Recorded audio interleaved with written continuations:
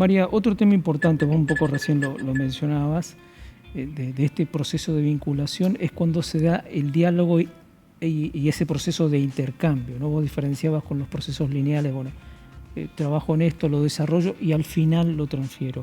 Esto es muy frecuente, empezó a hacerse relativamente hace poco tiempo.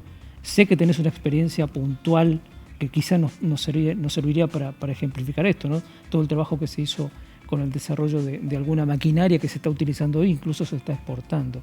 Contanos cómo fue todo ese proceso. Bueno, ese proceso fue parte, digamos, de un gran trabajo que se hizo en el desarrollo de todos los clústeres en el NEA, básicamente, que fue una política pública del FONTAR, del Ministerio de Ciencia y Tecnología, del año 2007, que larga una convocatoria para conformar conglomerados productivos, ¿no?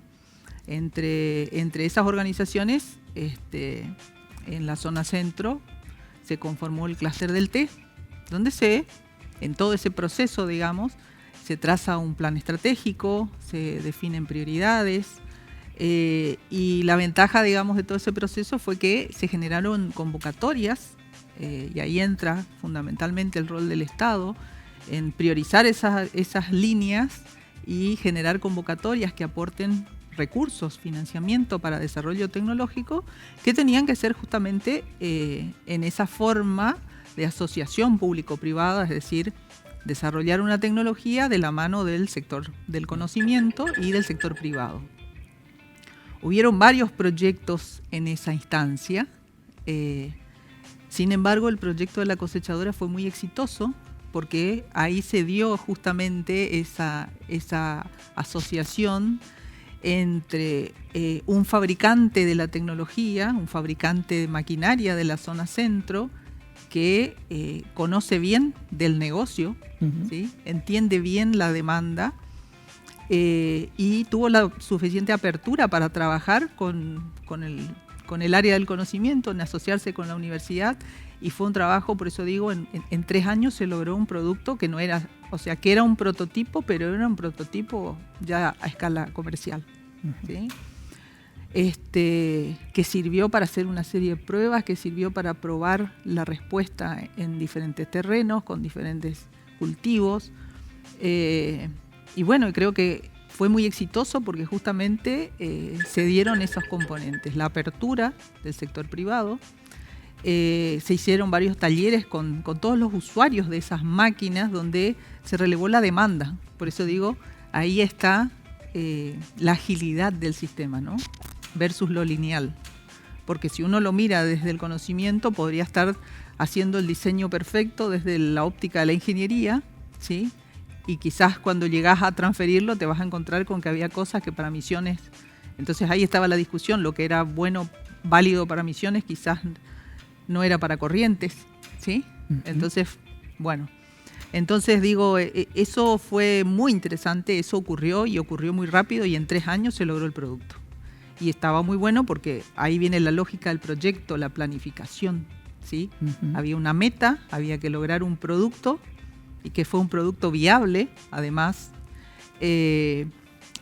Entonces, la ingeniería, el conforme a obra, el seguimiento de la fabricación, fue un proceso rápido, con las dificultades que conlleva, hubo que importar componentes, bueno, pero todas esas dificultades se sortearon en el camino y la verdad que el resultado excedió totalmente las expectativas del clúster porque era lograr un prototipo, pero hoy por hoy, como dijiste, ese prototipo ya es un producto comercial que se exporta, que cambió todo el esquema en Misiones porque se terminó el tema del trabajo manual, ¿sí?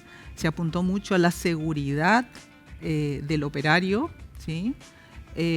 Todo ese trabajo de ergonomía del puesto de trabajo y la seguridad fue muy importante y creo que eso redunda en calidad, digamos, para la gente que trabaja en ese sector. Bien, hablemos, como dicen los españoles, del ida y vuelta, digamos, ¿no? Esta es una experiencia, pasó todo esto que contaste, hacia adentro de la institución y de los equipos de investigación, de desarrollo y vinculación. ¿Qué aprendizaje queda de esto? O sea, fundamentalmente la importancia de poner los pies en el barro, digámoslo así. Totalmente, los pies en el barro, que también es un desafío y que no todo el mundo está preparado, porque los tiempos del empresario no son los tiempos de la universidad, ¿sí? No son los tiempos. Un investigador quiere la libertad para trabajar en su laboratorio y bueno, y estos son tiempos, son proyectos a término. Mejor aún cuando está el financiamiento de estas convocatorias que siempre están orientadas. Entonces ahí hay que trabajar mucho y ahí viene la gestión. Hay que preparar el recurso humano y en nuestra región, para que esos procesos sean virtuosos, hay que ponerle mucho empeño a la gestión de los proyectos. ¿Sí? La gestión de los proyectos implica todo el trabajo previo de gestionar esa vinculación, buscar los socios, quienes califican, a quienes le interesa. Entonces ese trabajo, digamos, es el trabajo de la vinculación. Y después la gestión del proyecto, la ejecución del proyecto, los tiempos, las adquisiciones, la gestión de las adquisiciones en esta clase de proyectos que son de público-privado, ¿sí? La ventanilla tiene sus requisitos del financiamiento, las instituciones públicas tenemos nuestro sistema y bueno, ese trabajo es muy importante, aunque no es visible. Es muy importante para que el proyecto no se caiga. El riesgo que hay en esta clase de proyectos, porque son de alta innovación, es muy alto.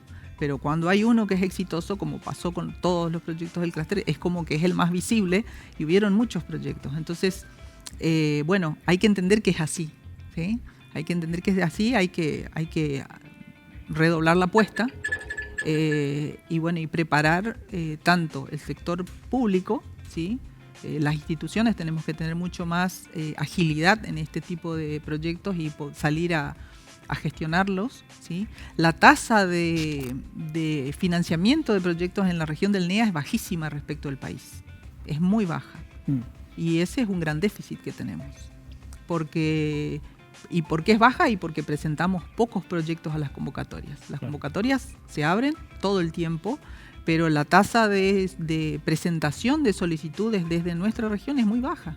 Entonces, hay que analizar eso, hay que ir a buscar a las empresas, hay que mejorar esa tarea, porque bueno, la empresa, como son empresas chicas, no tienen unidades de I+D.